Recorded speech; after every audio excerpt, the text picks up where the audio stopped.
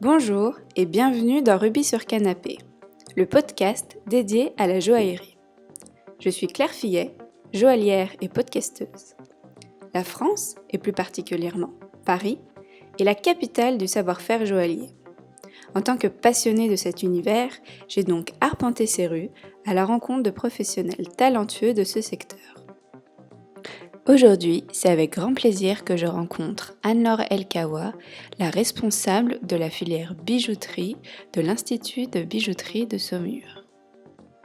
Bonjour Anne-Laure, bienvenue dans Rubis sur Canapé. Bonjour Claire. Je suis vraiment ravie de vous accueillir. Je suis ravie de vous répondre aujourd'hui.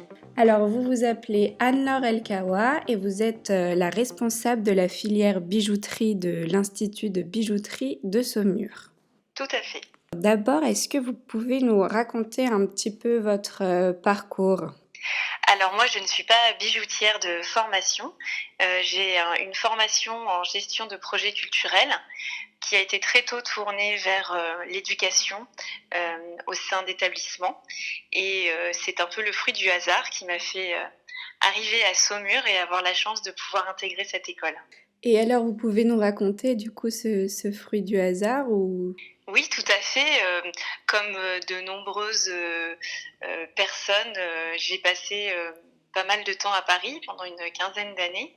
Et puis, on avait très envie de venir s'installer dans la région. Et il se trouve que Saumur est très connu pour cette école de bijouterie, entre autres, outre son patrimoine viticole et son école de cavalerie. Il y avait une opportunité de pouvoir intégrer cette filière. Et c'est vrai qu'avec le parcours autour de l'artistique et puis la formation, ça a intéressé l'école. Donc voilà, c'était une occasion superbe pour découvrir ce métier d'art que je ne connaissais pas et de pouvoir continuer à travailler au service de la formation des jeunes et aussi des personnes adultes tout au long de leur parcours. D'accord, oui, donc en fait c'était vraiment naturel, ça s'est fait de façon très simple et fluide, quoi. Oui, tout à fait. Est-ce que vous pouvez nous dire quels sont un peu les aspects de vos études, du coup, qui vous servent aujourd'hui dans votre métier? Je pense que la diversité en fait des publics auxquels on peut être confronté quand on fait de l'éducation artistique et culturelle permet d'avoir une ouverture et ensuite une connaissance assez large de la formation. Donc ce qui est intéressant, c'est avoir eu autant des publics jeunes, des collégiens, des lycéens, et puis ensuite des adultes en formation continue qui, eux, venaient se former dans un tout autre domaine qui était l'informatique, donc ça n'avait absolument rien à voir. Et puis après, c'est vrai qu'on se plonge totalement dans l'univers de la bijouterie. L'important, c'est de comprendre aussi où on arrive, quelles sont les histoires, d'écouter beaucoup les personnes pour pouvoir répondre à leurs besoins et comprendre quelle est notre place et quelle est la place de l'école dans ce milieu professionnel. C'est vraiment ça qui est important à mon avis. D'accord. Et alors, est-ce que vous pouvez nous expliquer un petit peu, du coup, votre métier, en quoi consistent vos missions, etc. Oui, alors ma mission, elle est d'accueillir, de répondre aux besoins du terrain et besoins en formation. Donc évidemment, on a un gros pôle de formation initiale, donc c'est-à-dire des formations longues diplômantes qui s'inscrivent dans le cursus traditionnel de formation au métier de la bijouterie, de fabrication. Donc, c'est le cursus de l'éducation nationale. Donc nous, on n'est pas un lycée professionnel, on est chambre de commerce et d'industrie du Maine-et-Loire qui a une forte tradition de formation en partenariat avec les entreprises. C'est ça notre identité ici à Saumur, c'est de travailler en majorité en alternance avec les patrons, les bijoutiers. Et puis mon rôle, c'est de travailler avec le terrain et d'appliquer les formations, de mener les jeunes à la réussite au diplôme en adéquation avec les référentiels qui sont officiels, sur lesquels qu'on respecte, et en même temps de travailler avec les entreprises pour répondre aux besoins du terrain, puisqu'on sait il y a une adaptation aussi importante qui doit être faite au milieu professionnel. Et puis mon rôle, c'est aussi de faire évoluer ces formations en fonction des besoins de la profession, de ses évolutions, et de faire aussi découvrir l'école au niveau national, international. On est très attaché aussi à ce que l'école soit un lieu d'événements et de rencontres intégré au secteur professionnel, qui puisse être une vraie plus-value pour les entreprises qui travaillent avec nous.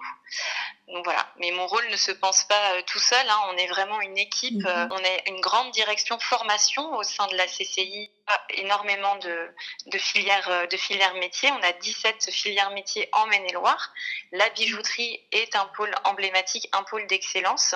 Mais mon travail, voilà, se pense en étroite collaboration avec la directrice d'établissement, Valérie Giraud, et puis toute mon équipe de formateurs, le pôle pédagogique qui nous aide aussi à concevoir les formations, et puis les entreprises, évidemment, dans toute la France. Est-ce que vous pouvez nous raconter un peu une journée type, voilà comment se passe votre quotidien? Est-ce que vous êtes toujours à l'école? Est-ce que du coup maintenant vous faites un peu de télétravail ou enfin, voilà. Alors on est beaucoup sur le terrain, donc le quotidien il est constamment justement en balancement entre répondre au terrain, c'est-à-dire être présent pour les apprentis, les formateurs, et en même temps penser sur le moyen terme et le long terme.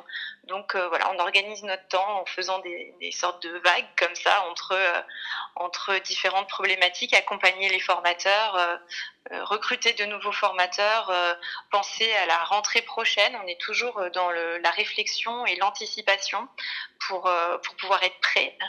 Et en effet, avec le contexte actuel, on a fait du télétravail pendant le confinement. Et puis assez vite, au mois de mai, dès qu'on a pu revenir sur site, moi, j'ai préféré revenir. Voilà, j'aime être dans les lieux, même s'il n'y avait pas d'apprentis ou de groupe de formation. On est quand même voilà, pas mal sur le terrain. En tout cas, nous, ici, c'est un peu aussi notre identité. On est une école importante pour la bijouterie. On a à peu près 150 personnes qui se forment en formation initiale ici, mais on n'est pas une très grande école. Donc la proximité, ça permet de parler avec les gens. Vous savez, tout va très vite, on communique beaucoup par mail, par téléphone, les informations circulent très vite, mais on ne changera pas la qualité des échanges humains. Donc il y a beaucoup de terrain. Tout à l'heure, vous parliez d'événements éventuellement qu'organisait votre école. Est-ce que vous pouvez nous raconter un peu un exemple ou un événement qui vous a particulièrement plu ou marqué? Alors l'année dernière, on a fêté les 40 ans de l'Institut de bijouterie, puisque c'est une filière qui existe depuis 1979 à Saumur. Donc c'est une année importante qu'on a souhaité marquer avec différents événements, dont une exposition de pièces où on a fait appel à 40 anciens bijoutiers, personnes qui sont passées par l'école, pour montrer la diversité des profils. Et on a allié à cet événement un workshop en invitant des étudiants d'Israël et de Chine sur le thème de la transmission, puisqu'on a aussi un diplôme en stylisme, en design de bijoux. On dispense le Tailmade art du bijou à Saumur. Donc voilà, c'était une occasion d'avoir différents événements, et on organise aussi régulièrement des conférences autour de thèmes autour de la gémologie notamment. On a fait une conférence autour de l'émeraude quand c'était nos 40 ans, puisque par chance les 40 ans ce sont les noces d'émeraude. On a fait également une conférence autour de la sortie d'un livre sur des mines dans la vallée de Mogok.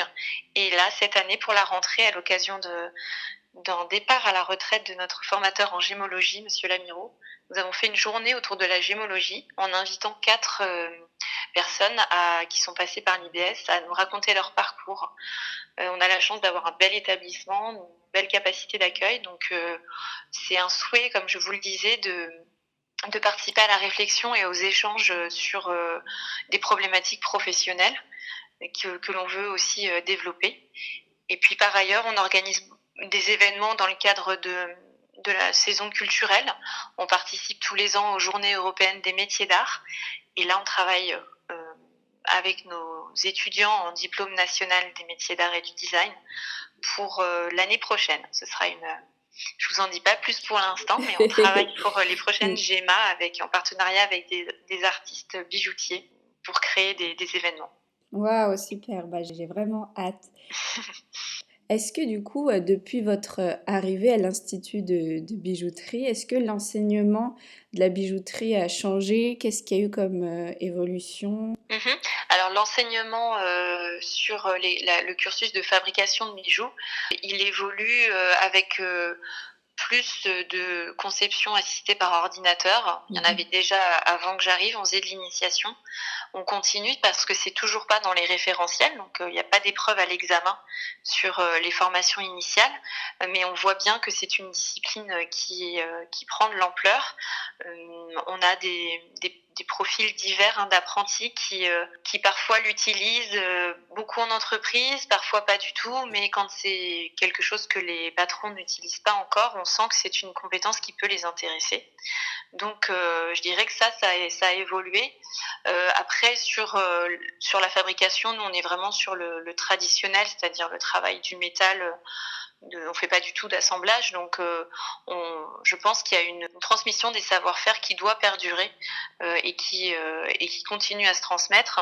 Ce qui évolue, ça va être peut-être l'équipe qui s'enrichit, qui se complète et qui fait qu'on a de plus en plus de profils de professionnels qui viennent intervenir dans l'école, ce qui permet d'avoir une diversité des méthodes ou des approches, mais pour arriver au même résultat, en tout cas en termes de fabrication. Et puis ce qui a évolué depuis que je suis là, peu de temps avant avait été lancé donc ce diplôme en design de bijoux, et on l'a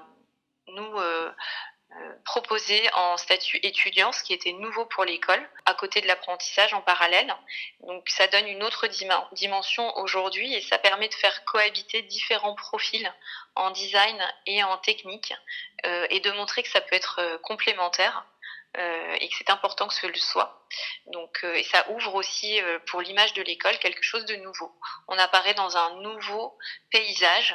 On a pu avoir des articles sur la plateforme Klimt, par exemple, des choses qui sortent, qui ne sont pas les réseaux, je dirais, de la bijouterie ou de la haute joaillerie traditionnelle. Ce qui est important pour nous, c'est de faire des passerelles et de ne pas mettre les choses dans des cases, mais de montrer que des complémentarités, l'ouverture permet de créer l'identité de l'école. D'accord. Oui, donc du coup, pour vous, comment vous définiriez alors la philosophie, donc la spécificité de l'école? Alors, je pense que notre ADN, c'est les relations avec le terrain, puisque cette spécificité des formations par apprentissage, qui est à l'origine notre cœur de métier, fait que notre principal souci, c'est vraiment l'écoute et l'envie de correspondre à des besoins. Voilà. Ensuite, notre identité, c'est notre taille, qui est souvent perçu de manière très positive par les personnes qui passent ici en formation. On n'est pas très grand, mais pas trop petit non plus, qui permet, comme je vous l'ai dit tout à l'heure, d'avoir des relations humaines assez proches avec les jeunes, enfin, les apprentis, les apprenants, les stagiaires, mais aussi les équipes qui les accompagnent. Et puis, notre identité, c'est d'être à Saumur. C'est une ville qui a un patrimoine, qui a aujourd'hui une identité aussi en termes de paysage, voilà, moi j'ai ressenti ça très fort quand je me suis installée et ça fait partie des choses que les jeunes retiennent quand ils sont passés par là et ce qui nous permet aussi de faire des événements, d'avoir envie de s'ancrer sur le territoire. On fait intervenir des personnes qui ont des artisans, des professionnels qui sont dans la région et je pense que ça c'est important. Ça construit l'identité aussi d'avoir une multitude d'intervenants. Il y en a qui viennent de Paris, de Nantes, du Mans, mais aussi des personnes qui sont installées sur le territoire à Saumur. Et aujourd'hui, en tout cas, je trouve que c'est une donnée importante dans notre identité, hein, pas en termes de. Voilà, c'est important parce que ça permet de monter des projets en cohérence avec le territoire. Vous disiez que vous étiez assez relativement, donc dans la mesure du possible, proche de vos apprenants. Comment est-ce que vous les recrutez, vos élèves? Alors ce sont en grande majorité les patrons qui les recrutent puisque le système du contrat d'apprentissage, c'est un contrat de travail. Donc nous, on est en accompagnement, en communication, en information auprès des jeunes qui chercheraient à obtenir un contrat d'apprentissage pour leur donner des techniques de recherche, pour les coacher, pour les mettre en relation. D'un autre côté, on a les patrons qui nous font des demandes et voilà, notre rôle, c'est vraiment de faire en sorte qu'il y ait des rencontres qui se passent. Par ailleurs, nous avons un système pour ceux qui font leur CAP en un an. Vous savez, on peut faire un CAP arts et techniques de bijouterie en accéléré en un an.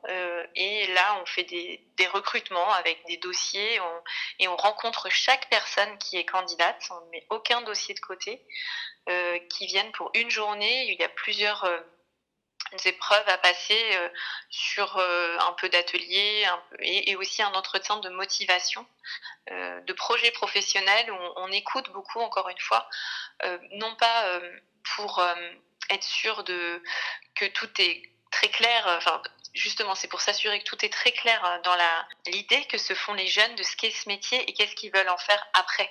Notre but n'est pas du tout de remplir nos classes pour remplir nos classes. Il faut que ce soit cohérent et qu'on soit sûr de permettre aux jeunes de s'épanouir dans cette branche professionnelle.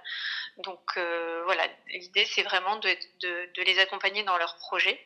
Et puis pour le DNMed, on est aussi sur la plateforme de post-bac Parcoursup, là où on touche vraiment un autre public de lycéens en grande majorité, qu'on essaye aussi de rencontrer, mais on a énormément de demandes. Donc là, on fait une sélection en amont. Ces élèves, est-ce qu'il y en a beaucoup qui sont un peu en reconversion d'études ou reconversion professionnelle ou pas tellement? Je trouve un peu moins qu'avant, c'est-à-dire qu'on a des jeunes, par exemple en CAP en un an, qui viennent pas mal du lycée, mais souvent ils ont été jusqu'au bac ou ils sont majeurs. Enfin, soit il y a eu d'autres études, je dirais entre 16 et 18-19 ans, et puis ils vont faire un an de fac en s'apercevant que c'est pas pour eux, qu'ils ont envie de quelque chose de plus manuel, d'un contact avec la matière, avec l'artistique, avec l'artisanat. Mais globalement, je dirais qu'on a peut-être un cinquième des effectifs qui va être sur de la reconversion. C'est pas, on n'en a pas beaucoup. Mais par contre, oui, on a peu de mineurs. C'est vrai que même en CAP, on se retrouve avec des personnes qui ont testé peut-être d'autres choses avant. Et puis, il faut aussi reconnaître qu'avec le contrat d'apprentissage, ça demande une certaine maturité. C'est pas forcément évident d'arriver à 16 ans dans une entreprise de bijouterie qui va pouvoir se trouver à l'autre bout de la France et de faire des allers-retours entre l'école et l'entreprise. Voilà, il faut une certaine autonomie qui peut prendre quelques années, ce qui est normal, je pense. Pour vous, quelles sont les qualités que doivent avoir ces élèves pour réussir ce type d'études et après dans ce métier? Parce que c'est peut-être pas forcément les mêmes qualités qu'on demande au moment des études et après plus tard. Alors je pense que en grande majorité, vu que le domaine professionnel est important sur ces diplômes, on va retrouver les mêmes exigences ensuite professionnelles. Et nous, en tout cas, on s'attache à ce que nos exigences elles soient conformes au secteur professionnel, c'est-à-dire que on leur demande d'être assidus, à l'écoute de l'accompagnement des formateurs, surtout alors en atelier, en pratique, c'est très important. On peut ne pas avoir de facilité au départ, ne pas être le meilleur en termes de pratique aux premiers essais, mais la qualité d'écoute et de persévérance va permettre d'évoluer. On le voit régulièrement. On ne peut pas préjuger comme ça d'un profil. Évidemment, ceux qui sont très bons au départ auront sûrement plus de chances d'y arriver, mais c'est ça qui est formidable en formation, c'est que les gens ils se dévoilent et on est là pour leur permettre de faire ça. Et nous, on le fait avec exigence, c'est important de leur montrer que voilà, on est là pour les accompagner, mais plus ils seront motivés et à l'écoute et ouverts, plus ils viendront aussi vers nous chercher les conseils, communiquer, plus ça fonctionnera. Et je pense que dans le monde professionnel et pour les patrons, c'est ce qu'ils attendent aussi. Des jeunes qui montrent qu'ils en veulent, qui ont des questions, qui mettent la barre haut, feront que ça va fonctionner. Le travail, ça paye toujours, comme on dit. Et je pense que c'est vrai et que c'est à nous de leur ouvrir les portes et leur montrer que c'est possible et de leur montrer aussi des expériences, des témoignages de personnes qui n'ont pas hésité à y aller. Et voilà, c'est vraiment ce qui ressort, surtout dans ce domaine qui est formidable. Hein. C'est un très beau métier. On a la capacité de réaliser des pièces personnelles, belles, enfin, il y a précieuses, qui ont des histoires aussi. On leur montre que l'histoire est importante.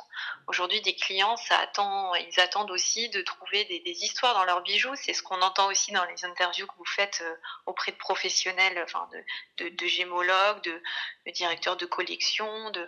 On sent que ils vibrent pour ce qu'ils font et on essaye de les accompagner pour ça, pour qu'ils comprennent ça. Et puis que chacun trouve sa place, c'est-à-dire qu'il y a de la place pour tout le monde dans la haute joaillerie ou pas. Dans le design, on travaille avec 90% des artisans avec qui on travaille, c'est à travers toute la France. Donc voilà, le milieu, il est aussi varié et on pense que chacun peut y trouver sa place, créer sa propre place, évidemment, créer son entreprise, sa marque. Certains se lancent et voilà, c'est formidable de les voir revenir des années après avec ça.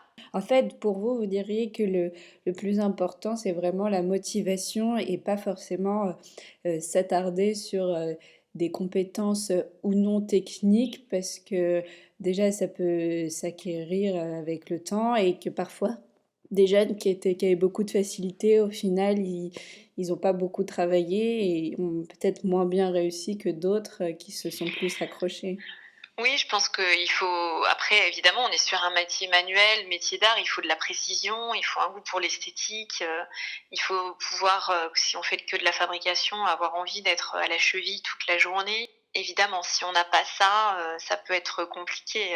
Là, il faut savoir voir une pièce en 3 dimensions. Si on sent qu'il y a des gros problèmes au départ de visualisation, de conception de ça, ça peut être compliqué, mais il y a des évolutions possibles. Donc je pense que la motivation et l'ouverture, mais même l'ouverture en général, hein, est importante. On peut avoir d'autres passions à côté, faire des ponts entre la bijouterie et plein d'autres choses. Et c'est un univers, oui, qui demande, à mon avis, de l'ouverture. Ouais. On a parlé du coup de comment vous recrutiez vos élèves et au niveau des professeurs, c'est vraiment sur le profil de quelqu'un où vous avez des choses un peu strictes à respecter.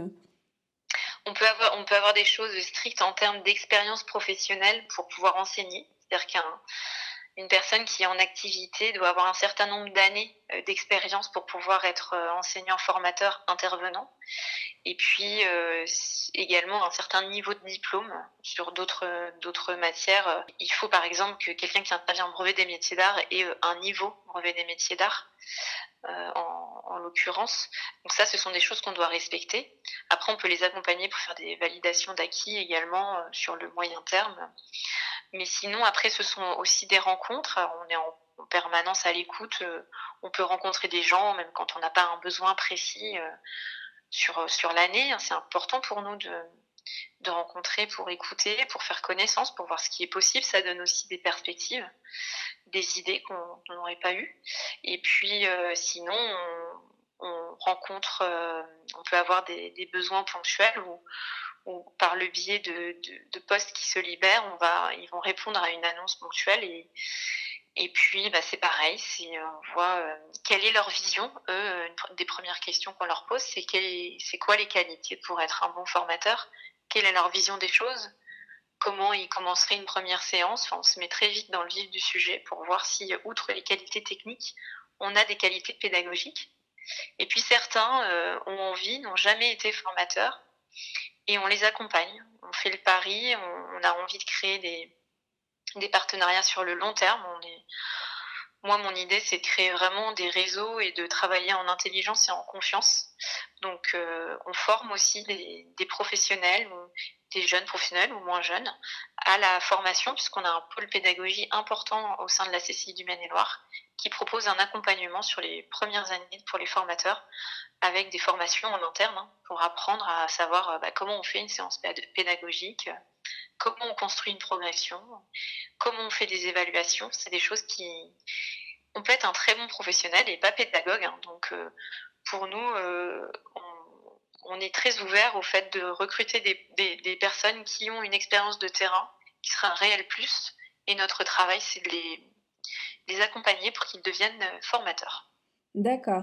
Et effectivement, en plus, c'est pas mal d'avoir, enfin ça c'est peut-être juste mon avis personnel, mais d'avoir des professeurs qui ont des années d'expérience dans le milieu pour vraiment retranscrire la réalité aux élèves et peut-être plus particulièrement aux élèves qui sont en formation initiale, parce que ceux qui sont en apprentissage, ils connaissent la réalité plus du métier, mais parfois en initiale, c'est pas forcément évident de se rendre compte de ce que c'est que la vraie vie, entre guillemets, de joaillier.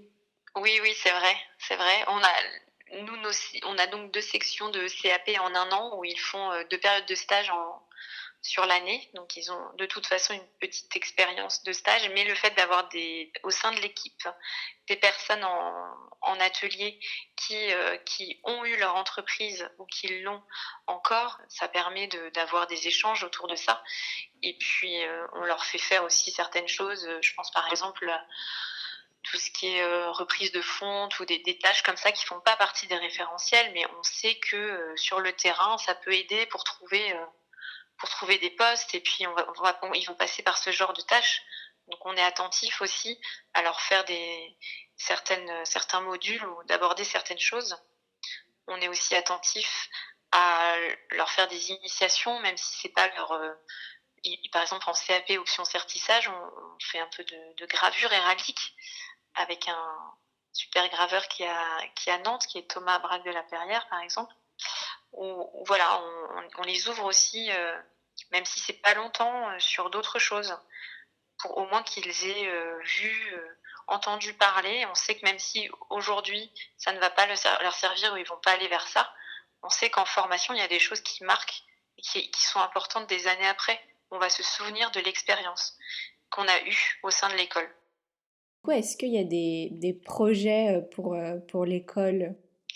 Alors notre projet, c'est de continuer à développer cette branche d'enseignement supérieur sur le design. C'est un nouveau diplôme, c'est tout nouveau le DenMade pour tous les établissements en France.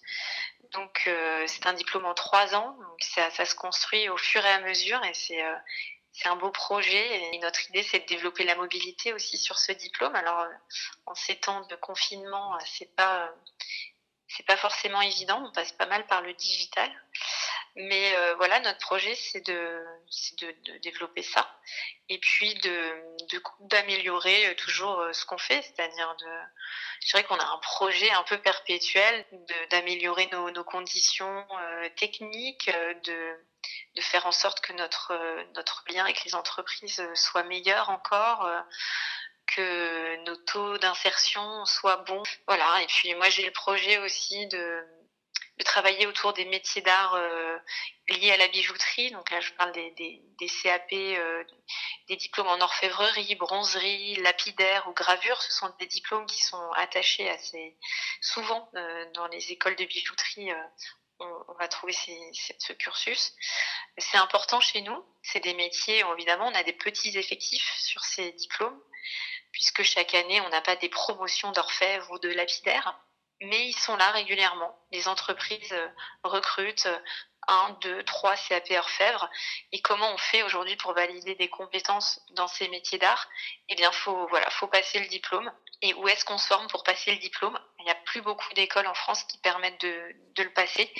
Et devant cette constatation que nous, on est toujours là et on sent qu'il y a une demande, j'ai envie qu'on continue à développer ce pôle. Ça marche assez bien puisque l'apprentissage est une formule parfaite pour ça. Ils vont se former en entreprise pour la partie pratique. Et puis, on les forme aux autres épreuves de l'examen ici. Donc pour moi, c'est très important. Et on travaille notamment beaucoup avec des CAP lapidaires grâce à notre diplôme en gémologie, le brevet professionnel de gémologue, qui permet de leur fournir une double formation, en tout cas quelque chose de très complémentaire. Le projet, c'est aussi de faire de plus en plus de liens avec ces métiers d'art qui ont besoin d'écoles pour garantir la transmission, puisque si on forme plus, il n'y en aura plus. Et voilà, on ne voudrait pas en arriver là. Oui, c'est sûr, parce que si c'est que dans les ateliers qui forment, effectivement, c'est pas suffisant.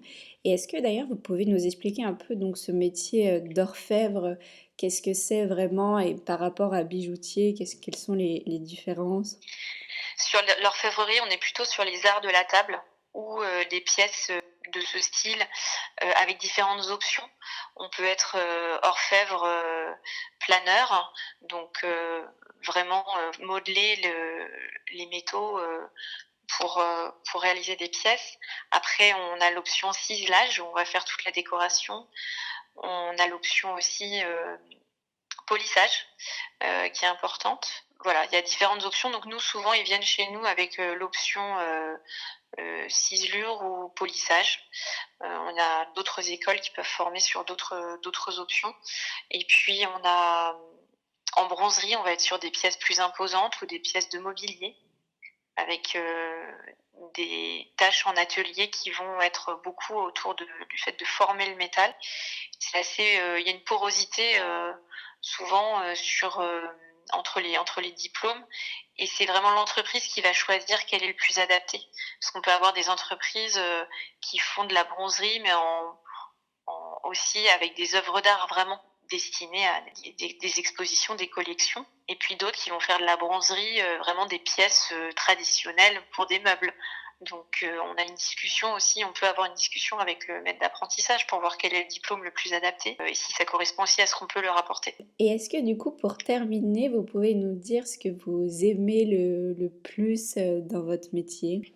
Je pense que c'est le fait d'accompagner ceux qui viennent se former ici, de les voir évoluer, puisque souvent ils restent plusieurs années. Donc ça, c'est voilà, c'est une satisfaction qui est très motivante. C'est ce qui nous fait venir, enfin moi personnellement, tous les jours de les voir oui, grandir, trouver leur voie, ou même parfois se planter. Enfin, je veux dire, on est là aussi pour accompagner des gens qui viennent, qui peuvent changer de voie. Peu importe, l'idée c'est de pouvoir se dire qu'on a été là un moment pour eux dans leur parcours et dans leur construction. Et puis de l'autre côté, c'est la relation avec les formateurs et puis les professionnels en général. Moi, comme je vous disais, je suis pas bijoutière, mais c'est toujours un plaisir d'aller en atelier, de poser des questions qui doivent parfois leur sembler un peu idiotes, mais Mais en tout non. cas de pouvoir comprendre pourquoi ils font ça, d'où ça vient, qu'est-ce qui les motive. Voilà, et puis évidemment de créer des projets pour le futur, de se dire qu'on participe un peu à l'identité de l'école et de ce qui en restera après, quand on sera plus là. C'est intéressant, ouais. Eh ben, c'est très très joli comme. Bah, merci Claire. En tout cas, un grand merci pour votre temps et puis pour votre enthousiasme de nous avoir si bien parlé de votre métier. L'émission est maintenant terminée, mais vous pouvez découvrir en images cet épisode et aussi plein d'autres surprises en me suivant sur mon compte Instagram. Si vous aimez Rubis sur Canapé et que vous voulez soutenir le podcast, je vous invite à vous abonner à l'émission et à laisser votre avis sur les différentes plateformes d'écoute. Et bien sûr, à attribuer des petites étoiles. Je vous donne rendez-vous le mois prochain pour une nouvelle rencontre.